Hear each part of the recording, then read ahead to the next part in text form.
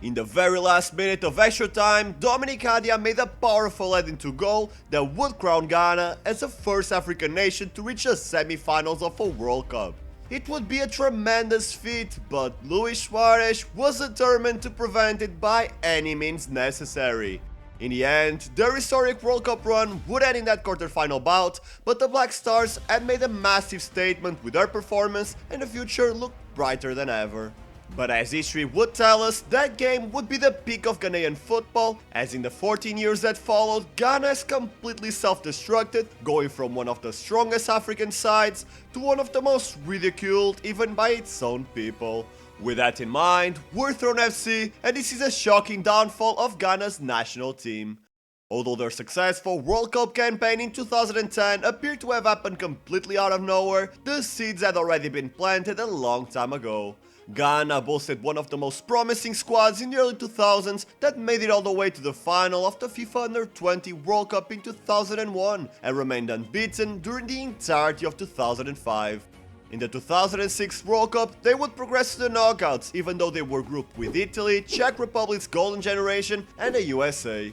4 years later, even without Chelsea star Michael Essien in the squad, the Ghanaians were stronger than ever. Muntari, Kwadwo Asamoah, Kevin Prince Boateng, and of course, Asamoah Gyan. Still, I don't think anyone expected them to improve on a round of 16 finish, but they did, and in a way, it was the worst thing that could have ever happened to the Black Stars. As you can tell, Ghana's success resulted from their investment in youth football. Sure, they never had the best football infrastructures, but they always trained their future players with the same tactics used in the senior sides. Most of the resources were used in talent development, and there was also a huge focus on making sure the players formed a great bond, so that they could have an edge compared to other national teams who always had a big rotation of players coming in and out of the squads.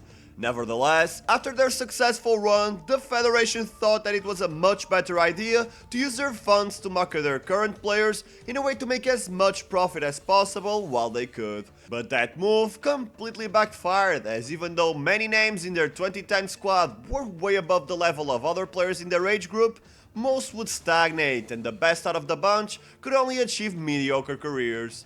In the next 4 years, Ghana would see a stark contrast in their form compared to the previous years. 2 underwhelming AFCON campaigns where they were eliminated by 2 smaller nations, and a World Cup where they didn't even come close to posing a threat to their opponents. The GFA should have taken this mediocre 4-year run as a wake-up call. I mean, even their own best players protested the lack of conditions. The Yu brothers temporarily retired from the national team due to the lack of proper training facilities, while Kevin Prince Boateng was dismissed in the middle of the 2014 World Cup for publicly complaining about the same issues. Nobody cared, and as a consequence, Ghana didn't even make it to the 2018 World Cup in Russia.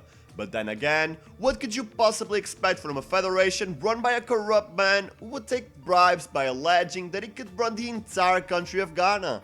Although Kwesi's actions would permanently block him from football, Ghana's situation didn't necessarily improve. Kurt Okraku, or the game changer as he likes to be referred to, has made many promises, including developing the country's league and youth teams. He has even gone to the extent of launching marketing campaigns to get the Ghanaian people's support back, but he can even guarantee that the country's national stadium passes the regular FIFA inspections. At this point, it's just ridiculous. Ghanaians are run by people who either rob them or don't know how to properly allocate their funds. And despite making the return to the World Cup in 2022, Ghana has continued to underperform in the African Cup of Nations. It's not like there are no quality players in the current Ghana national team. Kudus, Partey, Fatal are all extremely talented, but there's simply no unity in the squad. Since they're unable to match the enormous crop of talented youngsters from the 2000s, the GFA began trying to recruit players with dual citizenship. Iñaki Williams, Tariq Lamptey and Mohamed Salisu switched their nationality to play for Ghana in the last World Cup. At first sight, that might look like a good idea, but in reality, that just creates more problems. Sure, the players might add more quality to a depleted squad, but they'll never have the same passion or unity with their teammates as the Black Stars had during the 2000s. They might share the same ancestry, but their values and beliefs have been impacted in multiple ways thanks to the countries where they lived most of their lives. And this is not me just talking out of my ass. In this year's African Cup of Nations, players from Ghana barely talk to themselves in leisure activities, while on the pitch you could clearly see that they can't properly function as a unit. In modern football, the best national teams are not that different from the best clubs. The days of relying on just a few talented stars are long gone. And in 90% of the cases, an efficient system will completely crush a side where everyone's just trying to make a name for themselves. Morocco achieved what Ghana dreamed in 2010, but they didn't do it thanks to the individual brilliance of Hakimi. They beat everyone thanks to the defensive cohesion and well-studied counter-attacking strategy. More and more teams will continue to follow this approach, and unless Ghana goes back to its roots, I'm afraid the 2010 World Cup will continue to be their peak for the next couple of decades.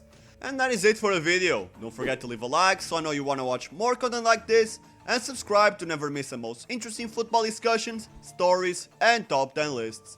Thank you for watching till the end, I appreciate you, and I will see you soon.